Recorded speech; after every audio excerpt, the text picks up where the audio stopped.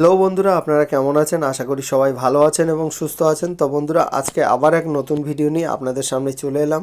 তো বন্ধুরা, আজকের ভিডিওর টপিক হলো যারা স্পাইস মানিতে কাজ করছেন তাদের জন্য এনপিসিআই থেকে নতুন একটা নিয়ম জারি করা হয়েছে। শুধু স্পাইস মানি বলে না, যারা এইপিএস কোম্পানি প্রোভাইড করে থাকে, তো সমস্ত এইপিএস কোম্পানিদের জন্য এনপিসিআই থেকে নতুন একটা নিয়ম জারি করা হয়েছে। তো কী সেই নিয়ম দেখে নেবো আজকের এই ভিডিওতে।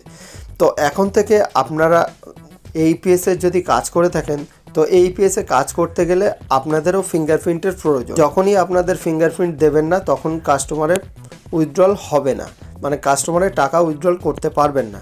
তো কিভাবে উইথড্রল করবেন দেখে নেবো আজকের এই ভিডিও। চলুন আর বেশি কথা না বাড়িয়ে ভিডিওটি শুরু করা যাক।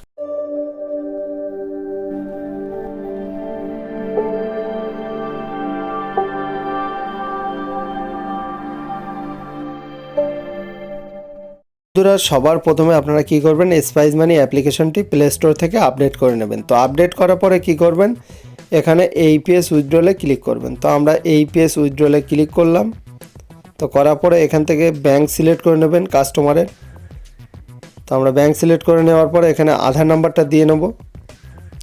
তো আধার নাম্বার দেওয়ার পরে আমরা কি করব, মোবাইল নাম্বারটা দিয়ে নেব।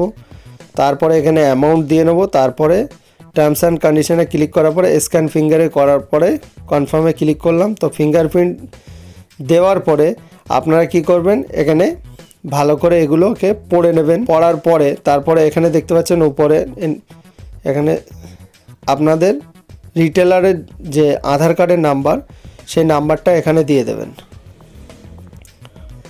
তো রিটেলারের আধার নাম্বার দেওয়ার পরে টার্মস অ্যান্ড কন্ডিশনে ক্লিক করার পরে স্ক্যান ফিঙ্গারে ক্লিক করবেন। তো রিটেলারের ফিঙ্গারপ্রিন্ট যখনই দেবেন, দেওয়ার পরে দেখতে পাচ্ছেন এখানে উইথড্রল হয়ে গেছে। খুব সতর্ক এবং সাবধানের সঙ্গে কাজ করতে হবে। তো বন্ধুরা, আজকের এই ভিডিও এইটুকুই ছিল। তো দেখা হচ্ছে পরবর্তী কোনো নতুন ভিডিও নিয়ে। ততক্ষণ ভালো থাকুন, সুস্থ থাকুন, ধন্যবাদ।